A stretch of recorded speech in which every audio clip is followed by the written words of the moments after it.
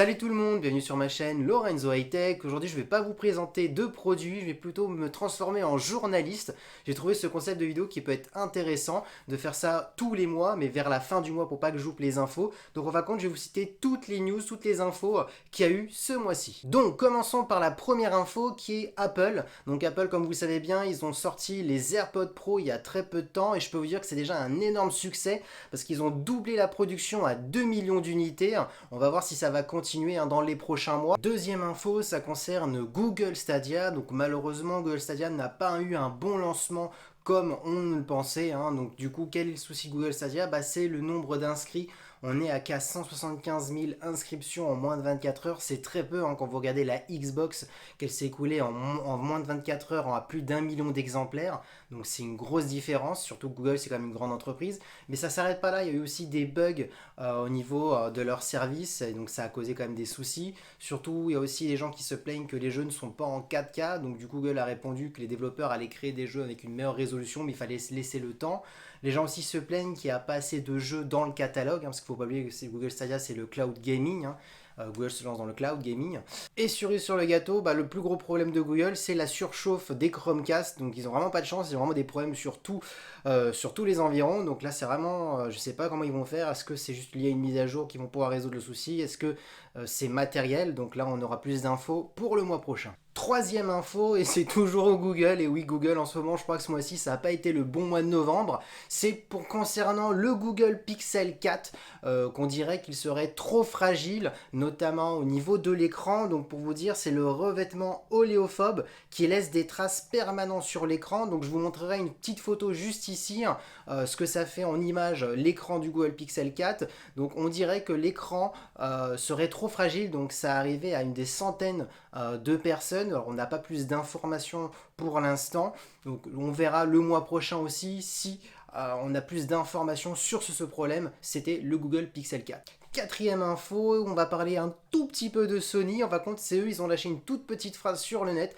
en disant qu'en 2020, ça va être le futur des smartphones en termes de qualité de photo, parce que normalement, il devrait avoir une grande différence par rapport à d'autres années. Ils diraient même que les appareils photo des smartphones, bien entendu avec les capteurs Sony, ils vantent leur marque, qui seraient presque aussi bons, voire même mieux que des réflexes. Donc on attend de voir 2020, on attend de voir le mois prochain si on aura plus d'informations pourquoi ils ont lâché cette petite phrase. Cinquième info, donc ça concerne la marque Huawei. Donc là il n'y a pas de souci, c'est juste un nouveau produit qui est sorti en Chine, pas pour l'instant pour l'Europe. C'est la Sound X, qui est une enceinte connectée de la marque Huawei. Alors je vous cache pas que je vais vous la montrer en photo juste ici. Pourquoi?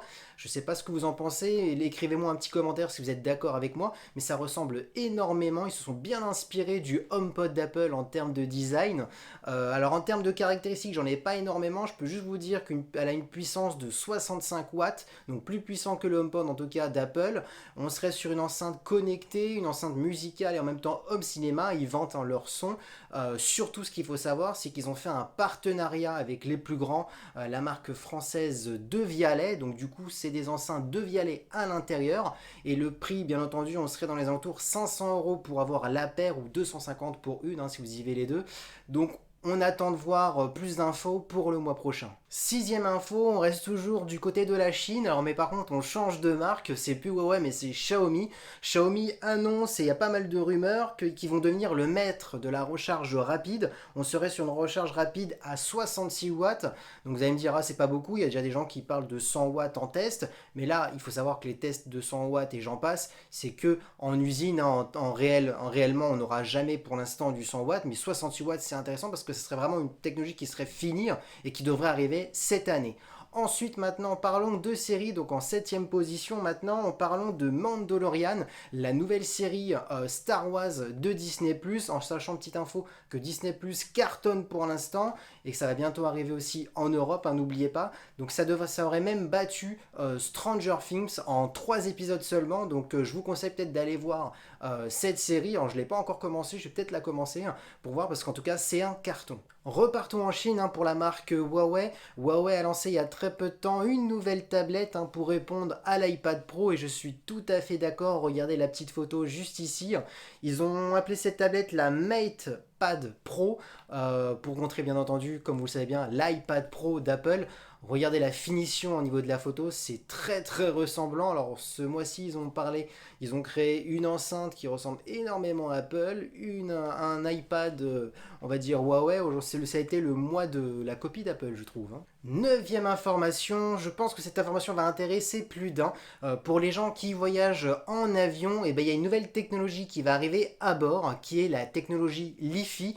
Pour les gens qui ne savent pas, c'est on va compte la connexion internet sans fil, donc pas de la Wi-Fi, mais de la Li-Fi. On va compte la Li-Fi, on va compte c'est de la connexion internet qui passe par lumière. Donc je vous donne un exemple, là je suis éclairé juste au-dessus de ma tête, j'ai ma tablette juste en dessous, et là j'aurai la connexion internet. Par contre, si je me décale vers la gauche, je ne suis toujours plus au centre de la lumière, je n'ai plus d'internet. Pourquoi on parle de cette technologie, qu'on veut la mettre à bord? Tout simplement parce que c'est très bien que la Wi-Fi ça peut créer des désagréments à bord. Donc du coup, là cette technologie répondrait à ce problème parce qu'il faut vraiment être au niveau de la lumière pour avoir la connexion. Donc du coup, ça ne créera pas d'interférence autour. Donc du coup, normalement, cette technologie devrait arriver pour 2020. Dixième info, c'est concernant SFR. Donc SFR, ils ont fait une interview en disant qu'ils seront les premiers à déployer la 5G, qu'ils étaient plus que prêts.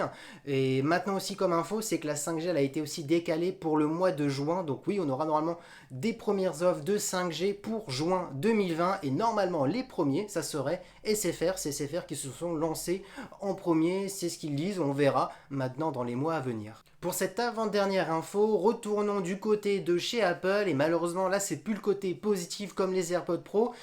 Il faut savoir, vous savez, dans iOS 13, dans la dernière mise à jour, maintenant vous avez une nouveauté. Lorsque vous voulez vous inscrire quelque part et que vous voulez pas vous donner vos informations, votre boîte mail, et Apple vous propose de créer une boîte mail aléatoire, enfin compte juste qui va s'auto-supprimer quelques minutes après, hein. C'est pour les sites où vous êtes obligé de mettre des choses, des informations personnelles. Et il faut savoir que cette technologie a été volée, soi-disant volée par un développeur qui aurait même déposé un brevet. Donc on n'a pas plus d'informations.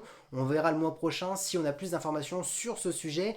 Et dernière information qui peut intéresser plus d'un encore, c'est AliExpress. Il faut savoir qu'AliExpress ouvre des boutiques en ce moment. Ils ont ouvert à Madrid et à Barcelone, donc ils s'installent en Europe.